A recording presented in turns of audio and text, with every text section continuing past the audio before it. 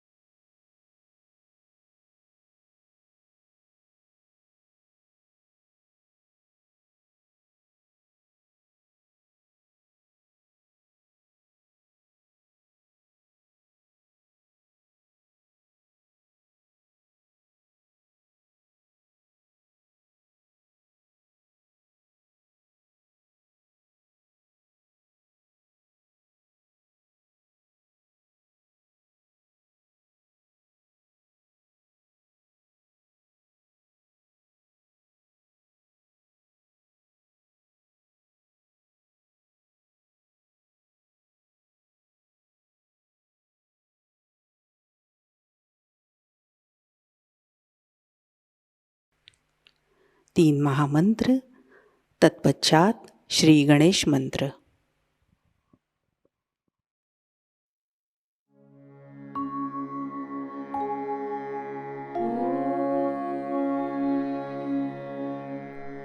त्वमेव साक्षात् श्री महालक्ष्मी महासरस्वती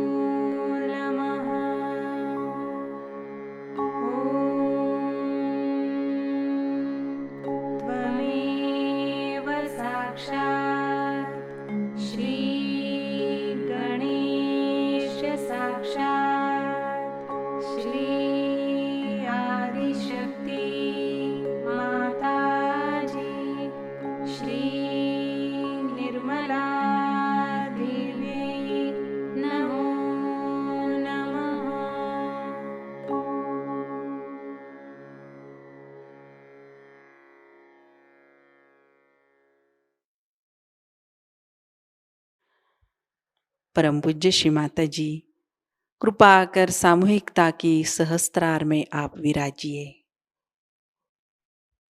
श्री माता जी, हमारा आत्म साक्षात्कार दृढ़ कीजिए। हमारा अहंकार और प्रति अहंकार आपके श्री चरणों में समर्पित है। कृपया आप हमारा समर्पण और कृतज्ञता स्वीकार कीजिए। सहस्त्रार पर अपने चित्त को स्थिर करते हुए कुछ समय ध्यान में बैठते हैं।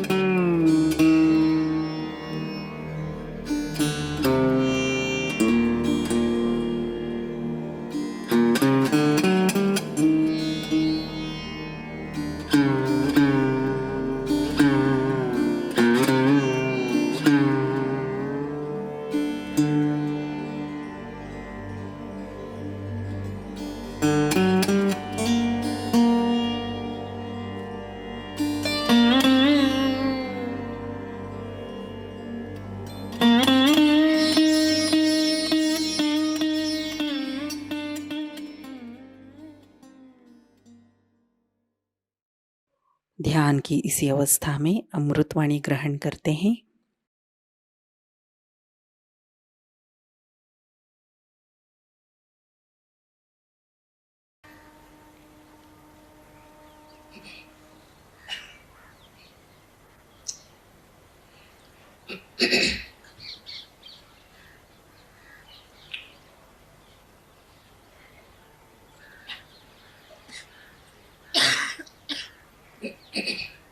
आज हम सत्य युग में शक्ति की पूजा करें,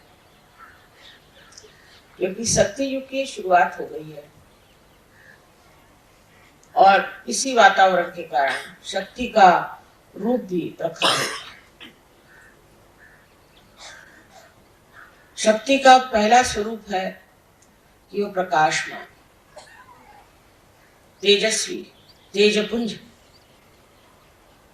ये शक्ति जब प्रकट होगी पूर्णतया इस सत्य युग में, तो हर एक गलत किस्म के लोग सामने उपस्थित हो जाए, उनकी सारी कार्रवाइयां सामने आ जाए, उनकी जो कार्य प्रणाली आज तक चोरी छुपे चल रही थी और उसमें वो मगन थे, वो सब खुल गया। हर तरह की बुराइयां, वो चाहे नैतिक हो, चाहे मानसिक हो, आतंकवादी हो या किसी तरह की भी, सत्य को पसंद न, ऐसी कोई सी भी संस्था, ऐसी कोई सी भी व्यवस्था बच नहीं सकी, क्योंकि उस पर सत्य का प्रकाश पड़ेगा। इस सत्य के प्रकाश में आप एक शक्ति की विशेष प्रकृति देखिएगा, उसकी एक विशेष आकृति देखिएगा। कारण मैंने आपसे पहले बताया था कि अब कृतयुग शुरू हो गया और इसके बाद सत्ययुग आएगा, और ये भी बता दिया था कि सत्ययुग का सूर्य क्षितिज पर आ गया। इसकी प्रचिति आपको मिली, इसका प्रूफ आपको मिली कि सत्य के मार्ग में जो भी असत्य लाएगा वो पकड़ा जाएगा। फिर वो सहयोगी क्यों ना, वो अपने को सहयोगी कहलाता है और गलत काम अगर करता है तो वो बच नहीं सकेगा। उसको आज तक सत्य ने बताया, बचाया, संभाला, उसकी रक्षा की। लेकिन अब इससे आगे उसमें शक्ति नहीं, सहज में वो शक्ति नहीं है कि वो सत्य के आगे ऐसे लोगों को बचा सके जो सत्य का तमगाले कर सके। सत्य में सबसे बड़ी शक्ति आपसे मैंने कल ही बताया था कि प्रेम की, परसों प्रेम की शक्ति सबसे बड़ी। प्रेम का मतलब अहंकार रहित, किसी अपेक्षा के बगैर, किसी भी एक्सपेक्टेशन के बगैर प्रेम का अव्याहत साम्राज्य फैलाना, ये शक्ति कार्य करेगी। किंतु ये जो शक्ति चैतन्य की है वो आपके ही माध्यम से कार्य कर सकती।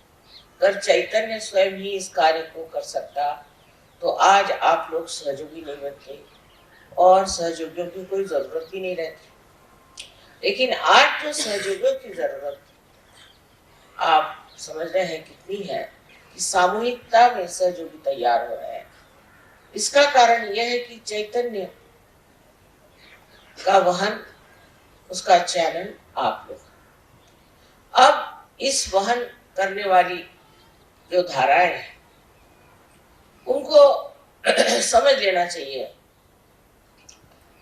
कि आपको किसी भी गलत काम की ओर नजर तक नहीं उठाना चाहिए, क्योंकि आप स्वयं शक्ति से संचालित हैं। आप में हर तरह की शक्ति वहन हो रही है, तो वही शक्ति आपको शक्तिवान, बलवान, हर तरह से समृद्ध और स्वस्थ बना सकती है। आपको और किसी चीज का आलंबन करने की जरूरत है। जैसे ही आप दूसरे किसी चीज का आलंबन करेंगे आप गिर जाएंगे। जैसे मैंने देखा है कि बड़े बड़े लोग होते हैं जो अपने को बड़े कहलाते हैं, वो खबर भेजेंगे कि हमें अम्मा से मिलना है, हम उनसे स्पेशली मिलना चाहते हैं। कोई स्पेशल विशल होते नहीं है, पर हमको मिल। अब मना करो तो लोग कहते हैं माँ वो बहुत सताए, तो मिल ही लीजिए उनसे। अब सब गिड़गिड़ाहट कहते हैं अच्छा भाई, 3 बार कहेंगे वो आने वाले हैं, वो आने वाले हैं, सब कुछ उसके इश्तहार लग जाए और वो आएंगे, पार हो जाएंगे और ठीक भी हो जाएंगे। उसके बाद वो पूछेंगे भी नहीं, क्योंकि वो समझते नहीं कि सत्य की शक्ति कितनी जबरदस्त है। एक बार अगर आप समझ में आ गए तो बेहतर है कि आप समझ में उतर जाए, नहीं तो बचत नहीं है। हर बार इंसान यही सोचता है कि मेरा क्या फायदा, समझ में आने से मेरा लड़का बीमार है तो मेरी लड़की बीमार है, तो मेरा फलाना है तो ठिकाना है, तो मेरे पैसे गायब हो गए, तो इनकम टैक्स आ गया, फलाना हो गया, ठिकाना। लेकिन ये सब आफतें जो है ये एक साथ आपकी टल है। सबसे पहले तो मनुष्य में अगर समाधान भी नहीं आया तो सहज बेकार हो जाए। अब समाधान जब आ जाता है बस बहुत हो गया, अब नहीं चाहिए। कोई गलत काम करने की जरूरत नहीं, कोई सी भी ऐसा काम करने की जरूरत नहीं कि जो हानिकारक हो समाज को, दूसरों को, आप्तिष्टों को, किसी को भी हानिकारक कार्य करना सहज के बाद फलित नहीं हो सकता, उसका नुकसान उठाना। हमने देखा बहुत शुरू में बहुत से सहज में ऐसे लोग आए, रुपया बनाया, पैसा बनाया, झगड़े किए, लड़ाई करी, ये करा वो करा, इसके सिवा और कुछ किया नहीं सर, फिर खत्म होगा। क्योंकि सहज की शक्ति ऐसी है कि ऐसे लोगों को पार ढके, फिर वो ठीक होकर के वापस आ जाए तो दूसरी बात। जैसे समुद्र में दो शक्तियां होती है, एक शक्ति से तो बाढ़ आती और एक से जो है समुद्र पीछे जाता। इसी प्रकार इस सत्य की शक्ति है जो स्पंदित। स्पंद का मतलब होता है जो एक बार आकुंचित होता है और एक बार पूरी तरह से खुल जाता है, उस हृदय में ही स्पंद होता है। आदि शंकराचार्य ने वाइब्रेशंस को स्पंद कहा। स्पंद का मतलब है जो एक बार आपको उठाएगा वो दूसरी बार आपको गिरा भी सकता है। ये मैं आपको डराने नहीं पर सूचना दे रही हूं कि अब अपना वर्तन हमको ऐसा करना चाहिए जिससे हम सहज में अग्रसर हो सके। मैंने परसों कहा था कि नॉर्थ इंडिया में सहयोग बहुत जोरों में फैला है, बहुत जोर, हर जगह जैसे आग लगी हो, लोग सहज में आ रहे हैं क्योंकि सहज से लाभ बहुत है। तंदुरुस्ती अच्छी हो जाएगी, किसी को धन लाभ हो जाता है, किसी को पुत्र लाभ हो जाता है, कोई न कोई लाभ हो जाता है, किसी का बहुत ज्यादा, किसी का कुछ। किंतु सबसे बड़ा लाभ सहयोग का ये कि समाधान, कि इससे आगे अब कुछ नहीं चाहिए, मुझे और कुछ नहीं चाहिए, मैं सब पा चुका। ये जब स्थिति आपकी आ जाएगी तब सहज समझना कि आप सहज में उतर, और फिर अनायास आपको चाहे या न चाहे सहज आपकी देखभाल करेगा, आपको सर्वथा पूर्णतः संतुष्ट है। आपका समाधान जो है वो 7वें श्रेणी में पहुंच जाए। लोग कहेंगे इनको क्या हो गया, ये क्यों इस तरह से निरीक्ष हो गए, इनको क्या किसी तरह का संन्यास मिल गया, तो कोई परवाह नहीं। एक बार हम अमेरिका में गए थे, वहां एक दुकानदार स्त्री थी, उसको हमने जागृति थी तो कहने लगे कि माँ कमाल, जागृति के बाद मुझे कुछ याद ही नहीं रहता। पहले मुझे हर एक दुकान की हर एक चीज, कौन सा चीज आई, कौन सी चीज गई, क्या मिला क्या नहीं मिला, हर एक बात की मुझे पूरी परवाह रहती थी और हर एक चीज मैं लिख लेती थी। और तो भी मुझे कभी नफा नहीं, हमेशा देखती हूँ तो नुकसान ही होता। जो चीज आए वो बिके ना, कुछ हो ये हो। सहज के बाद ये हालत मेरी हो गई कि अब ना तो मैं गिनना जानती हूँ, ना ही मुझे कोई चीज याद है। और देखिए कमाल ये है कि मुझे नफा ही नफा हो, पता नहीं कैसे नफा, कौन मेरा सामान बेच रहा है, कौन खरीद रहा है, कौन पैसे दे रहा है, मुझे किसी भी चीज की खबर नहीं। और इस बेखबरी में ही सब कुछ बना जाए। मैंने सहज ने अपने गोद में ले लिया हमसे,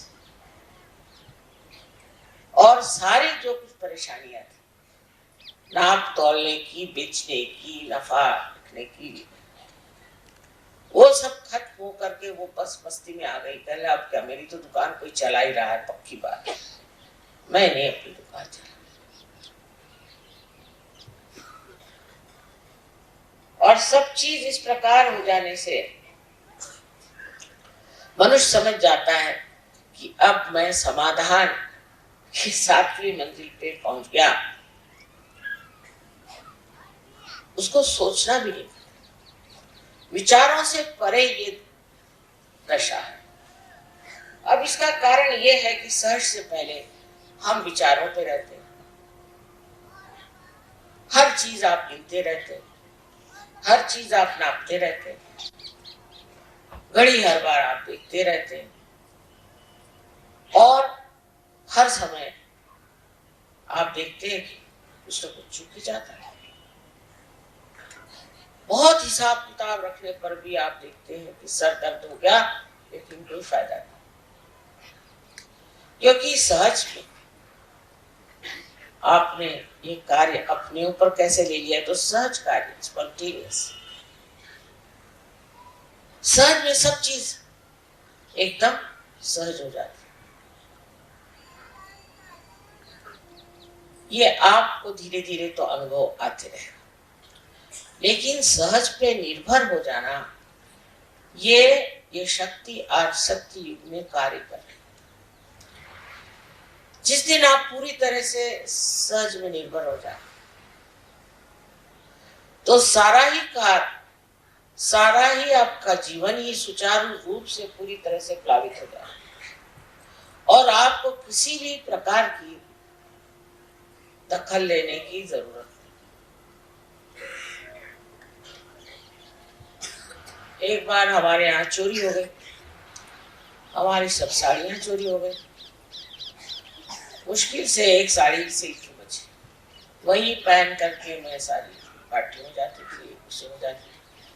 हमारे पति भी सोचने लगे कि इनको क्या हो गया, एक ही साड़ी पहनती है। मैंने कहा मेरे पास अभी एक ही है। अब आप लोग इतनी साड़ियां मुझे देते हैं कि मैं मना भी करती, तो साड़ी पे साड़ी, साड़ी पे साड़ी।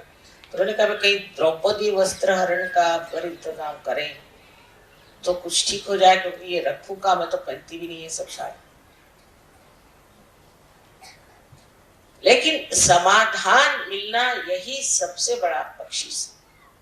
अब समझ लीजिए हमें कोई चीज पसंद आई और उसके लिए हम दौड़ रहे हैं कि हमें ये चीज चाहिए, वो चीज चाहिए, जरूरी चाहिए, उसके लिए मरेंगे, वही चीज लेनी है, हमने वो देखी, हमें पसंद नहीं है, मर मुरा के भी कर्जा लेके ली चाहे जैसे, और उसके बाद उसके और देखते नहीं, फिर दूसरी चीज को और देखने लगे। जो चीज पाई उसी का सुख, उसी को देखना नहीं। आजकल इतने सुंदर फूल खिले हुए दिल्ली शहर में, मैं वही रास्ते पर देखने आ रही थी, इतने सुंदर फूल खिल रहे हैं पेड़ों पर। आप में से न जाने कितनों ने देखे हैं कि नहीं देखे। अब ध्यान का,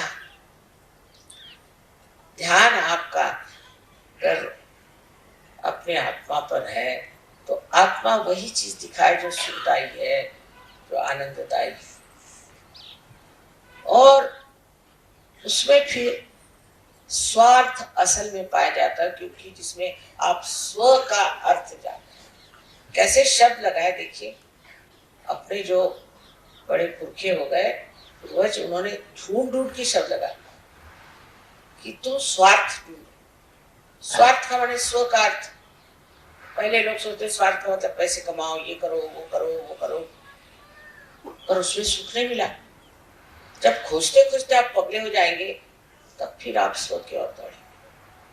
इसलिए उनका पहले तू स्वार्थ खोज, इसमें तेरा क्या स्वार्थ है वो देख, इसमें तेरा कौन सा फायदा है।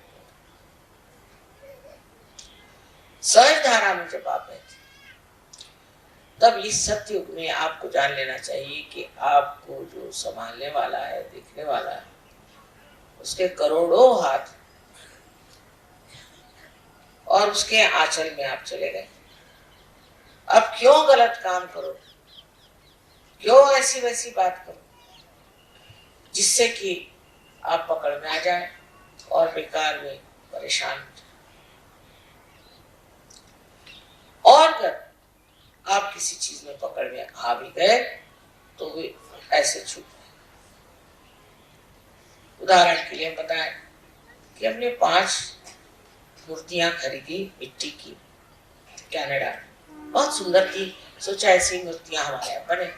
अब सिर्फ मिट्टी की मूर्तियां 5 खरीदी, तो हमारे कस्टम वालों ने उसके दाम 18,000 लगा दिए। मुझे बड़ी हंसी आई कि मिट्टी की मूर्तियों की 5 की क्या दाम 18,000 हो सकता है क्या? 18 रुपए भी नहीं होगा। मैं हंसती रही। तो पुलिस वालों के पास खबर गई तो वो भी हंसने लगे। लड़का देखिए क्या तमाशा है, इसके दाम 18,000 हो सकते हैं। और वाकई में वो सब छूट गए क्योंकि गलत चीज में पकड़ा उन्होंने।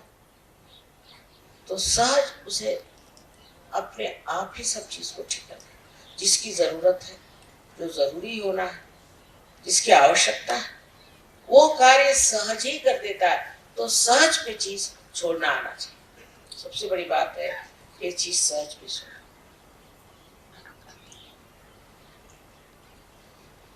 बहुत सी बातों में हम देखते हैं कि लोग बेकार में परेशान, बेकार में परेशान, और इस परेशानी का मतलब ये है कि अभी वो सहज। तो एक तो इस सत्युग में जो शक्ति का स्वरूप है वो प्रकाश, और दूसरा सत्य, तीसरा प्रेम, और चौथा मनश्शांति। आप मन की शांति को प्राप्त करें। जो भी होता उसे आप देखते हैं। अगर कोई आदमी विचलित होता है तो वो सहज ही नहीं। आपने कितनों के नाम सुने होंगे, सोक्रेटिस का नाम सुना होगा, ये हजरत निजामुद्दीन साहब का सुना होगा कि इनको तो यह हुआ था कि कल आकर के हमें हमारे सामने सर न झुकाओ तो हम तुम्हारी गर्दन काट देंगे। तो उस शहंशाह की ही गर्दन कट दी। वो किसने काटी? उन्होंने थोड़ी काटी, उनके शिष्यों ने थोड़ी काटी। किसने काटी? किसी ने तो काटी होगी। इस प्रकार हर चीज सहज में, मैंने कहा कि 2 तरफा चलती, जैसे समुद्र में बाढ़ भी आती है और संकुचित भी हो जाता है, उसी प्रकार सहज में भी आप 2 शक्तियों के द्वारा देखे जाते हैं। पहली शक्ति से बढ़ावा और दूसरी शक्ति से आपको निकाल दिया जाता है। एक बार सहज से आप निकल गए तो फिर हमारा आपका कोई सरोकार नहीं, हमारे ऊपर आपका कोई अधिकार नहीं। कोई भी आपको अगर हमारे पर अधिकार जताना है तो पहले सहज में घुल मिल लेना चाहिए। जैसे सुवर्ण है, तब करके जब वो कुंदन हो जाता है तो उस कुंदन में ये शक्ति आ जाती कि वो हीरे को पकड़ लेता है। कुंदन में जब आप हीरा बिठाते हैं तो उसके लिए कोई भी ऊपर से टाका लगाने की जरूरत नहीं, कोई चीज से पकड़ जरूरत नहीं। वो कुंदन, इतनी मुलायम चीज कुंदन, वो पकड़ लेता है हीरे को। हीरे से बढ़ के और कोई कठिन चीज संसार में। इसी प्रकार आपका भी कुंदन हो सकता है, और वो कुंदन में आप देखेंगे कि आपके अंदर समाधान की शक्ति है। समाधान में विचार नहीं, विचार से परे, सहयोग से आप बुद्धि से परे, भावनाओं से परे, गुणातीत एक ऐसी दशा में है जहां कोई विचार नहीं, कोई विचार। आप किसी के तरफ देख करके उस पर कोई विचार नहीं करते, देख के। ये विचार करने की, जिसको रिफ्लेक्शन कहते हैं, जो कुछ बात हुई फौरन विचार शुरू, किसी चीज को दिखा तो विचार शुरू। लोग पगला जाते हैं विचार करके। एक साहब ने मुझे स्विट्जरलैंड में कहा कि माँ चाहे मेरी गर्दन काट दो, मेरे विचार के तूफान से मुझे बचे। वो डॉक्टर थे। तो ये जो विचार हमारे अंदर अहंकार की वजह से या संस्कारों की वजह से हमारे अंदर बंधे हैं, और उसको बांधने वाले और भी बहुत लोग हैं। किताबें पढ़ो, कहीं कोई गुरु के यहाँ कर जाओ, किसी से मिलो जुलो, बातचीत करो, वाद विवाद करो। रामदास स्वामी ने कहा है, मिटे वाद संवाद ऐसा करा, जिससे तुम्हारा वाद विवाद का स्वभाव ही बदल जाए, ऐसी बातचीत करो। माने वाद विवाद मत करो। ये बात बिल्कुल सही कि हम लोग सहज में आते हैं तो भी हर एक चीज का हम विचार करते हैं, लेकिन सहज का चमत्कार हम जानते नहीं कि जब हमने अपने को सहज के हवाले कर दिया, पूरी तरह से हम सहज के हवाले हो गए, तो विचार भी सहज ही करेगा और सहज ही उसका हल भी करेगा, जो हम नहीं जानते, पर प्रश्न हमारे चारों तरफ। अब आज मैंने कहा था, समझ लीजिए 3 बजे, मैं जानती थी सब लोग घर गृहस्थी के लोग हैं, 3 बजे कैसे पहुंच पाए। देरी होने वाली, उसमें कोई हर्ष नहीं, आराम से आए, आराम से चलो। बहुत बार आदमी सोचता है कि मेरा रास्ता भूल गया,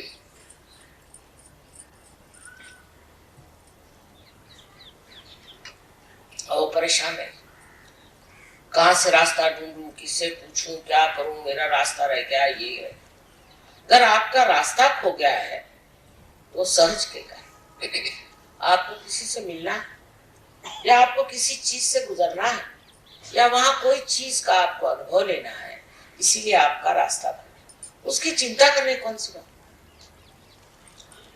आखिर आप करने क्या वाले, कोई लड़ाई है, युद्ध है, वहां जा रहे हैं, और युद्ध में भी अगर सहयोगी इच्छा है तो वो युद्ध तो जीत लेंगे, लड़ेंगे बढ़ेंगे कुछ।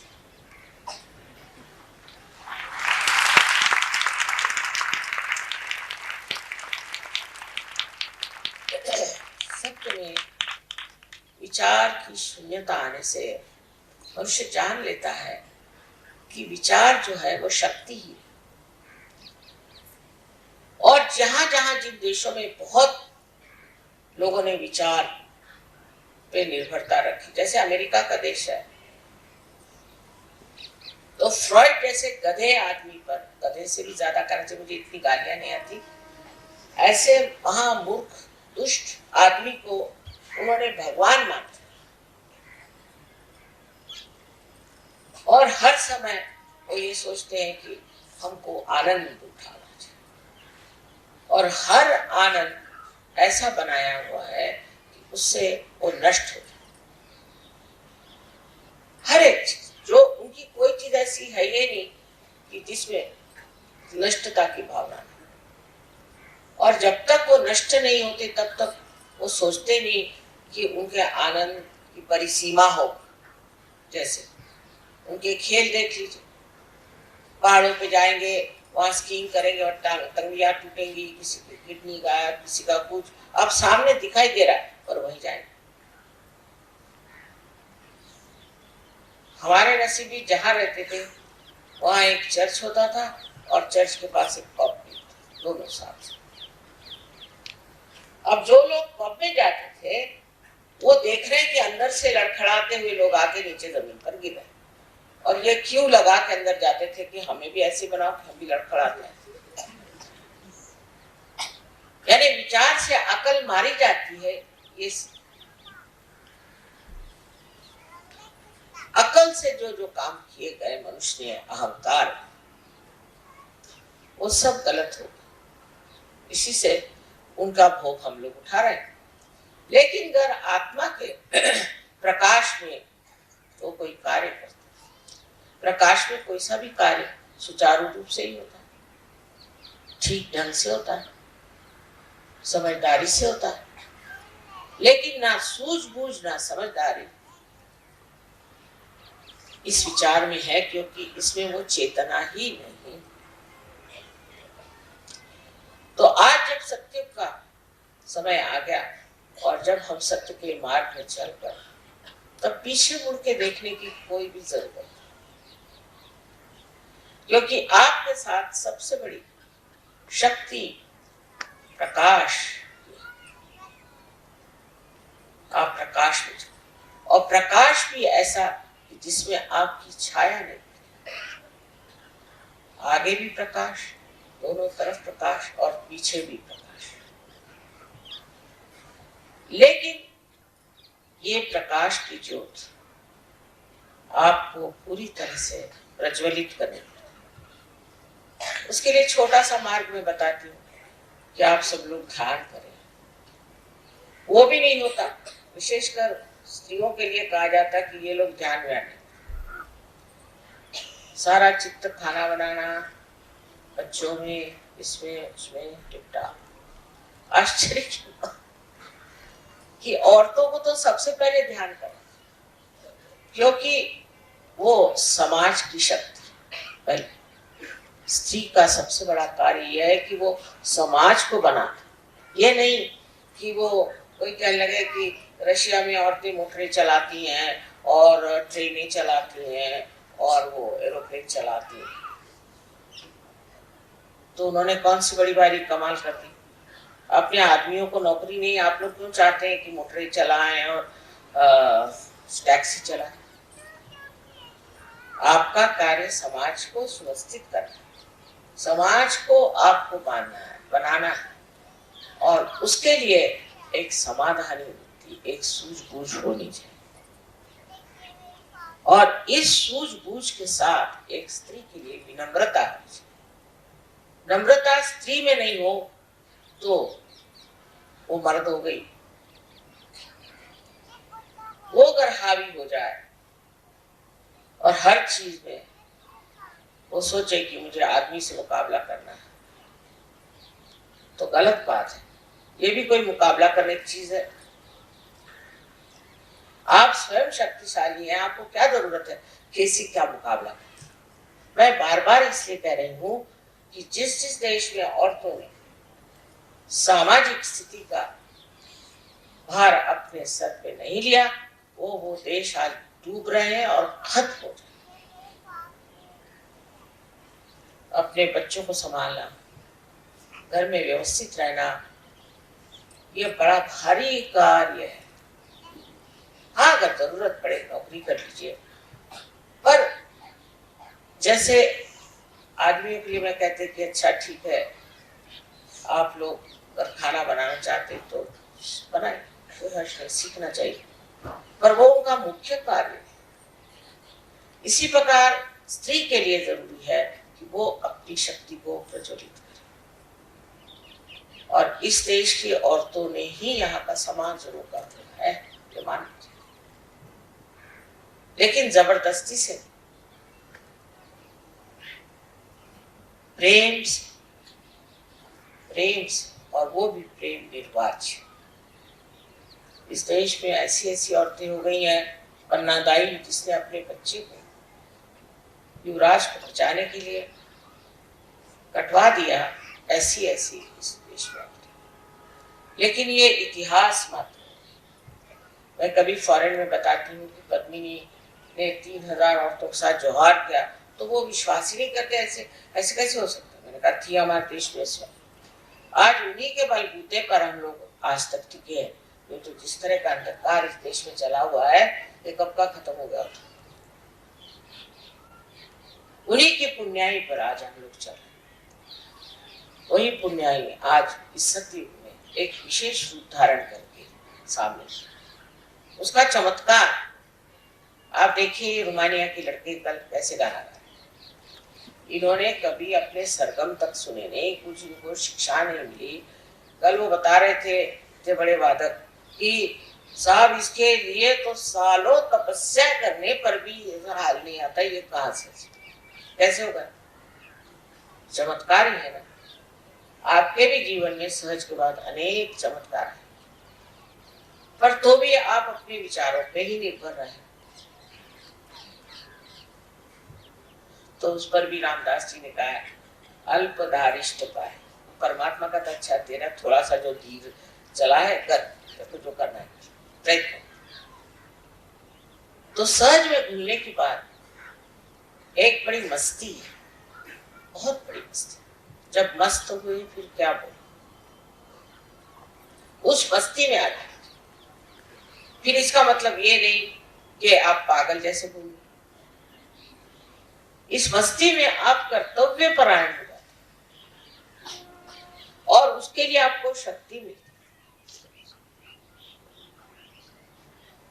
अगर आप शक्ति चाहते हैं तो उसके लिए पहले सबसे पहले सहज में आप पूरी तरह से सब दुनिया भर की चीज छोड़। अब किसी को पैसा चाहिए, किसी को सत्ता चाहिए, किसी को ये चाहिए, किसी को वो चाहिए। इसने कह दिया मुझे कुछ नहीं चाहिए, अब हो गया, चाहत सब खत्म हो गई। तब फिर परम चैतन्य सोचता है अच्छा तेरी चाहत मैं पूरी करूं। फिर उसकी चाहत आपकी चाहत, वो ऐसे ऐसे चमत्कार करेगा कि आप हैरान हो जाएंगे। हमने तो सोचा भी नहीं ये कैसे होगा, ये कैसे बन गया। दुनिया भर की आफतें और दुनिया भर की परेशानियां दूर हो जाती। फिर आपको मांगने का कुछ नहीं रह जाता, मांगने का कुछ नहीं रह जाता। फिर आप देने वाले हो जाते, सिर्फ देने वाले। मांगने का क्या? मांगने का तो वही करेंगे जिनके पास कमी रह गई और जो समाधान के सागर में डूब गए, वो क्या मांगेंगे? चारों तरफ देख के आपने ये क्या करेंगे, इसकी क्या जरूरत। पर इसका मतलब नहीं कि आप संन्यास्त हो जाएं और जंगल में। इसमें हमारे यहाँ राजा जनक का बड़ा सुंदर वर्णन है। उनको विदेही कहते। वो राज्य करते थे, उनके सामने नृत्य होता था, संगीत होता था और उनके बड़े भारी प्रोसेशन निकलते थे, सब कुछ होता था, पर उनको लोग विदेही कहते थे। तो एक शिष्य ने, नचिकेता ने अपने गुरु से कहा कि जब वो आते हैं तो आप क्यों खड़े हो जाते हैं? पहले वो हमसे बहुत ऊंचे, आपको पता। उनका कैसे? पहले हमने तो सब संसार छोड़ के संन्यास्त भाव लेकर के फिर अनुभव, ये तो बगैर छोड़े ही उसमें बसे। तो छोड़ने का है क्या? अगर आपने पकड़ा है तो आप कहेंगे कि मैंने इसे छोड़ा, उसे छोड़ा, उसे छोड़ा, पर जब पकड़ा ही नहीं तो छोड़ेंगे क्या? वो पकड़ हमारे अंदर जो विचारों से, चाहे संस्कारों के कारण और अहंकार के कारण अगर जाती नहीं है तो इसका मतलब अभी आप सहज में उतरे नहीं।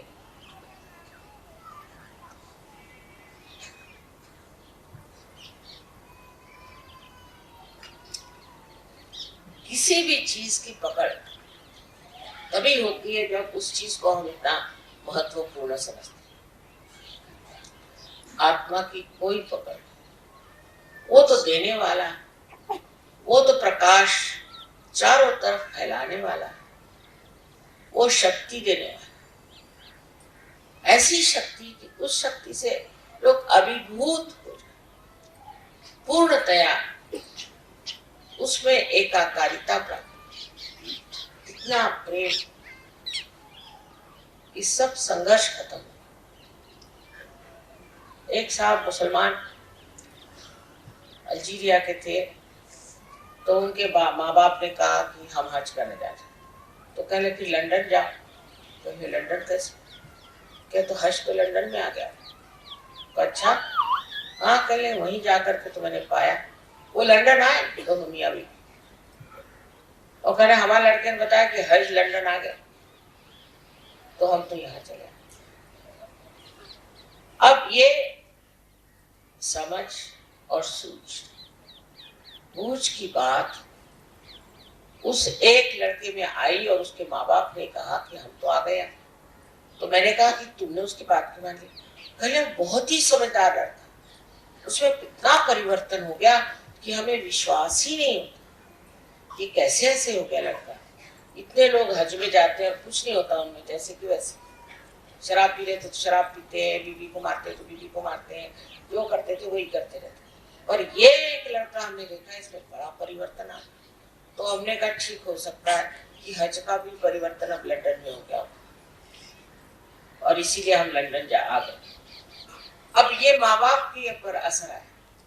ये दूसरी शक्ति है सत्य की। सत्य इतना प्रकाशवान, बलवान और इतना प्रेममय होता है कि उसका असर बहुत लोगों को, और लोग उसे देख करके कहते हैं कि भाई ये आदमी कौन, ये ऐसे कैसे हो गया। हमारा सहयोग इतना फैला नहीं था महाराष्ट्र में। एक साहब सहज गए बड़े जब, अब नहीं रहे हो। तो वो कलेक्टर की कोई बात काम होगा कलेक्टर के ऑफिस में, वो आराम से बैठे, कोई कहे हमें जाना, पहले उनका जाओ सो जाना, बैठे आराम से। उसके बाद उनको अंदर बुलाया, तो कहा भाई तुम इतने आराम से बैठे हो, करना क्या? सबको जल्दी थी, मुझे कोई जल्दी नहीं, मैं बैठा था आराम से, ध्यान लगा। महाराष्ट्र में तो गुरु की बड़ी महत्ता। पहले आपके गुरु कौन? पहले वो मैं नहीं बता, नहीं बताना ही पड़ा। फिर जब वो घर गए तो उनके पीछे पीछे 4-5 लोग लग गए। उनसे कहा बताइए आपके गुरु कौन है, नहीं तो हम आपको छोड़े। तब फिर उन्होंने मेरा नाम वो फिर सहयोग में आया। जब मैं वहां गई रावरी में, तो देखा कि आग लगी हुई थी। बहुत प्रेम, मैंने कहा इतने लोग सहयोग में कैसे आए? एक आदमी की वजह से, एक आदमी के चरित्र की वजह से, उसके बर्ताव की वजह से। कोई देखने में बड़े खूबसूरत नहीं थे उससे, पर उनकी जो तेजस्विता थी, उस तेजस्विता से उन्होंने चमका दिया। तो ये भी कहना आज कि हम क्या कर सकते हैं, ऊपर से सब सड़ गया देश, उसमें सत्यानाश हो गया, खराबी। एक आदमी अगर अच्छा आ जाए, मैंने आज सवेरे ही कहा था कि दुनिया झुकती है, झुकाने वाला चाहिए। फिर आप इतने लोग अगर झुकाने वाले हो जाएं तो और क्या चाहिए। लेकिन पहले इसका एहसास होना चाहिए कि आप सत्य युग में बैठे और सत्य की शक्ति आपके पास चल। कोई किसी चीज की गरज ही नहीं है, सब चीज अपने आप घटित हो जाए। किसी को समझ ही नहीं आता कैसे हो जाता। कल मैंने 10 मिनट पहले बताया कि भाई मैं खाना यही खा लूंगी, घर तो अब जा नहीं सकते क्योंकि कव्वाल लोग बैठे हैं। और 10 मिनट में देख के क्या चूल्हा भी लगा है, चीजें भी बन रही। वो लोग खुद हैरान हो गए कि माँ 5 मिनट पहले लोग यहाँ, और ये सब हो कैसे गया, कुछ समझ में नहीं आया। स्पॉन्टेनियस उनका नाम, मैंने कहा वही हो गया स्पॉन्टेनियस। कैसी कौन सी चीज हो जाए एकदम से, कैसे चीज बन जाती है वो आप बता नहीं सकते। इस परम चैतन्य की शक्ति, इसका कोई वर्णन नहीं। किसी ने मुझसे पूछा कि क्या गणेश जी ने दूध पिया, क्या ये शिव जी ने दूध पिया? मैंने कहा भी पिया होगा।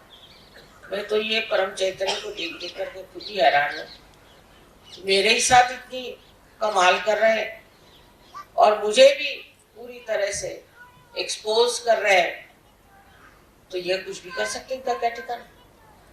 पर मुझे नहीं पता कि गणेश जी इतना दूध पीते हैं।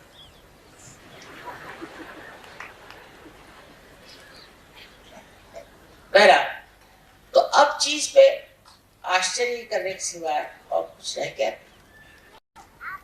जैसी जैसी बातें हो रही हैं आप देख रहे हैं, उस पर भी आप अपने ऊपर निर्भर है तो ठीक है, चल ले। आप मान लीजिए कि आप सत्य युग में उतर आए और ये शक्ति 1000 तरह से आपको प्रकाशित करेगी, 1000 तरह से। न जाने कितने आपके अंदर के गुण खिल सकते हैं और आप सिर्फ एक शब्द जो शिरडी साईनाथ ने कहा था कि सबूरी की जरूरत है, पर ये सबूरी भी सोच समझ के नहीं, अच्छा सबूरी करो ऐसे कहने की जरूरत नहीं। ये सबूरी जो है ये एक स्थिति है, उसमें सब कुछ आता, एक स्थिति है। उस स्थिति में अगर आप उतर गए तो किसी को कहने की जरूरत नहीं, किसी को बताने की जरूरत नहीं, वो अपने आप ही सब कुछ घटित हो।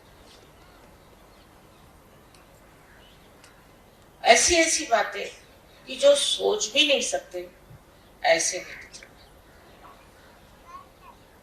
इसके अलावा एक बात और विशेष कि आप इस भारतवर्ष में पैदा, बहुत बड़ी बात, पूर्व जन्म के अनेक अनेक पुण्यों के कारण ही इस योग भूमि में आप, और इसी में सत्युग पहले आएगा और दुनिया देखेगी कि सत्युग क्या चीज है, इसका चमत्कार।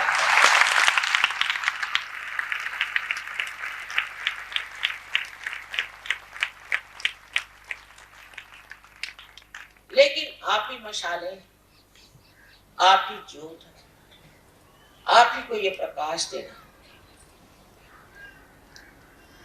इसको एहसास करना चाहिए, इसको समझना चाहिए, इसको अपनाना चाहिए, क्योंकि कितनी बड़ी जिम्मेदारी आप पर आज है ये सब।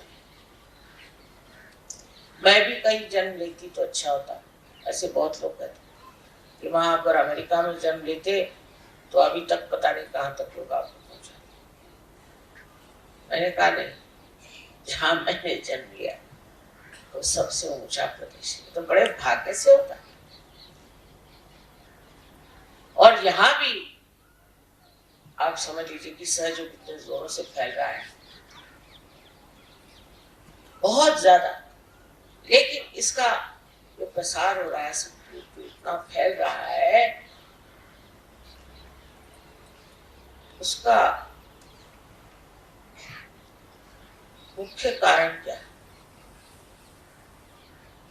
उसका कारण ये है कि आप इस योग भूमि में पैदा, चारों तरफ जिसमें चैतन्य भरा है, पृथ्वी से भी इसी देश में सबसे ज्यादा चैतन्य बह रहा है, लेकिन उससे आगे आपको ये देखना है कि आप ही इसके वाहन, आप ही इसको दूसरों तक पहुंचा सकते। अब भी मैं देखती हूँ कहीं ना कहीं कमी है, उसको ठीक करिए, उसके पीछे पड़ के उसे ठीक करिए, किसी तरह से ठीक करिए। मुझे ये चीज ऐसी करनी है कि शरीर, ये बुद्धि, मन, अहंकार आदि वगैरह जो उपाधियां हैं, उनसे मुझे अपने को बिल्कुल खालिज कर देना, साफ कर देना, और तभी ये देश का उत्थान, बहुत बड़ा भविष्य इस देश का।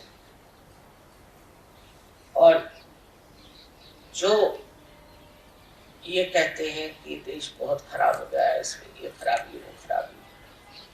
मैं कहती हूँ कि जो सबसे कठिन समुद्र होता है उसमें वही जहाज चल सकते हैं जो मजबूत होते हैं। इसलिए आपको और भी मजबूती ज्यादा करनी चाहिए। एक तरफ आप देखते घोर अंधकार है तो दूसरी तरफ ये होना चाहिए कि महान प्रकाश में ऐसे आपके जीवन लोगों के सामने उतर। इस बड़प्पन को पाने के लिए कुछ करना नहीं, भक्ति से, पूर्ण भक्ति के साथ आपको ध्यान करना, ये जरूरी चीज है। प्रेम से, भक्ति से आप ध्यान करें और फिर जो भक्ति में आप पाइएगा वो एक ऐसी असाधारण व्यक्तित्व की प्रतिमा होगी कि लोग कहेंगे साहब ये आए कौन, ये कहां से आए, ये स्वर्ग से उतर से आए हैं कि ये कौन है।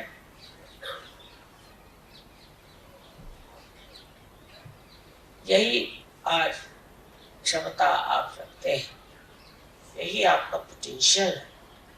आप समझ लीजिए कि आपके अंदर कितना गौरवशाली जीवन उमला रहा है, उसे जताइए। सब दुनियादारी को छोड़िए, उसके पास मोटर है तो मेरे पास मोटर नहीं, उसके पास फलानी मोटर तो मेरे को क्या करने का है, इसमें क्या रखा है। आपको आश्चर्य होगा, मुझे तो मेरे मोटर का नंबर नहीं मालूम, वो तो छोड़िए, मुझे उसका कलर भी नहीं मालूम, मुझे उसका मेक भी नहीं मालूम, वह रुपया भी नहीं गिन सकती। पर मुझे आप 10 रुपए दे दीजिए तो शायद गिन लूं, पर 100 रुपए देंगे तो गिन नहीं सकती। मैं बैंक का चेक नहीं लिख सकती, कुछ नहीं कर सकती, बिल्कुल निष्क्रिय, कोई भी कार्य नहीं कर सकती और सारा कार्य हो रहा है। देखिए आप लोग, आप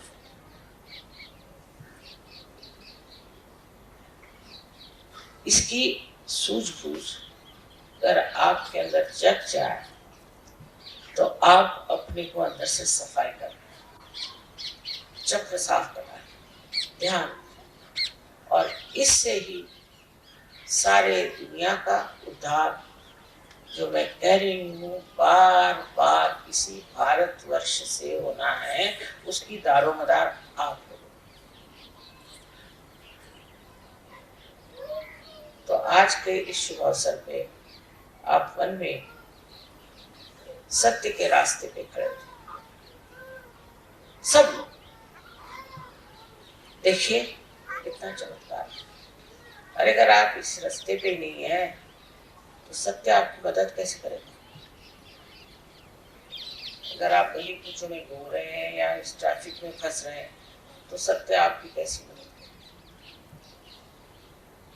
इसलिए आप आज निश्चय करें कि हम इस देश का भाग्य उज्जवल करें अपने चरित्र से और अपने सहज शक्ति से।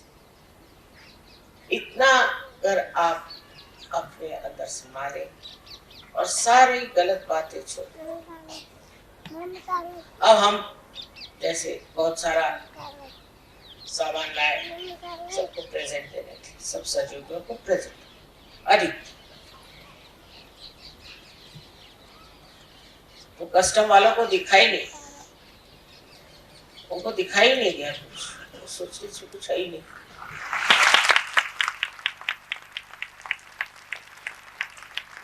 क्योंकि उसके प्रेम का आवरण कैसे दिखाई दे, कैसे पकड़े, दिखाई नहीं, अदृश्य हो। क्योंकि इतने प्रेम से परदेसी भाई आपके लिए कुछ सामान लेके आए, तो इसमें कस्टम क्या लेना। प्रेम का कोई कस्टम होता है, कोई व्यापार करने तो आया नहीं है। और देखिए कि कमाल है, और वो बड़े विश्वास के साथ हमें मालूम है, कस्टम वाले देखते ही नहीं, तो दिखाई नहीं देता क्या होता है पता नहीं।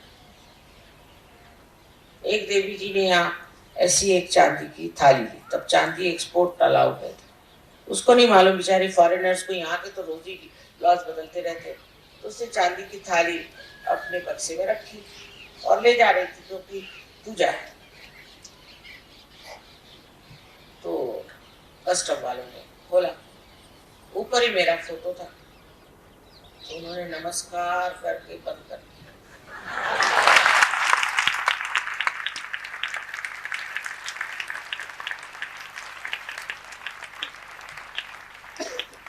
इसी आदान प्रदान से हमारे सब प्रॉब्लम सॉल्व होते हैं। अब वो कहते हैं कि यहाँ वीजा नहीं देंगे, तो ये कहेंगे हम भी देंगे, तुम इतना रुपया लोगे तो हम भी इतना रुपया लेंगे। ये सब खत्म हो जाएगा, एक दिन ये सब खत्म होना है, क्योंकि सब हम एक ही, ये सारा विश्व एक है, लेकिन मनुष्य के दिमागी जमा खर्च से ये अलग अलग बन गया। यही बात धर्म की है, यही बात हर एक चीज की है कि दिमागी जमा खर्च से इंसान अलग अलग इसमें बट गया। और सहज योग सब का एकत्रीकरण ही नहीं है, सिर्फ समन्वय ही नहीं है, और समग्रता है। सबके तत्व को एक साथ बांधने वाली ये शक्ति आज चलायमान है, उसका आप सब लोग उपयोग करें, क्योंकि ये आप ही के अंदर से प्रकटित होता है। आप सबको अनंत आशीर्वाद। कुछ समय ध्यान में बैठते हैं।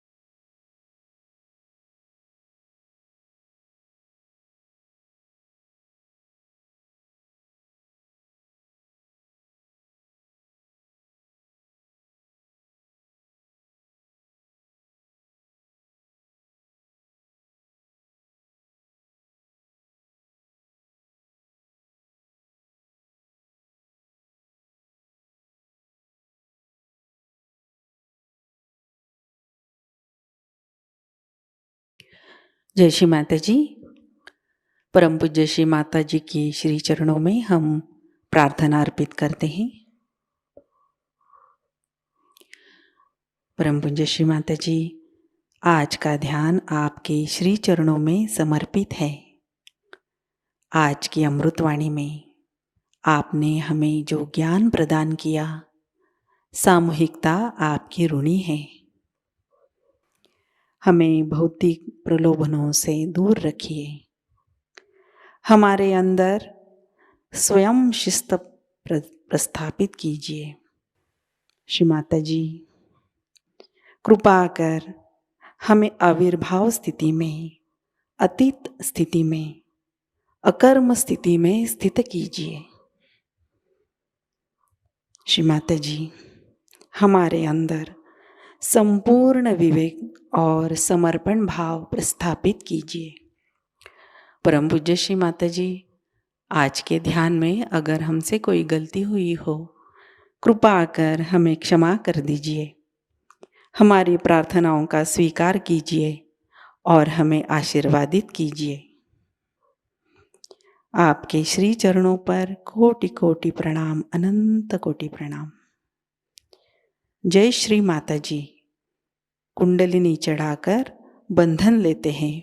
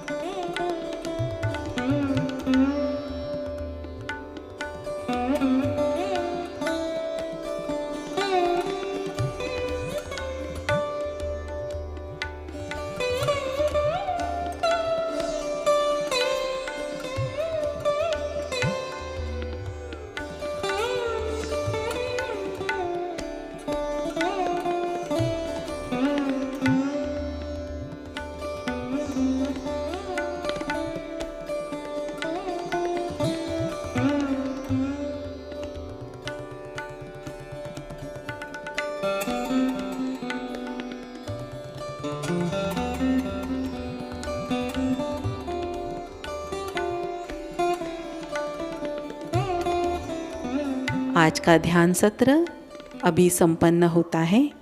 जय श्री माता जी।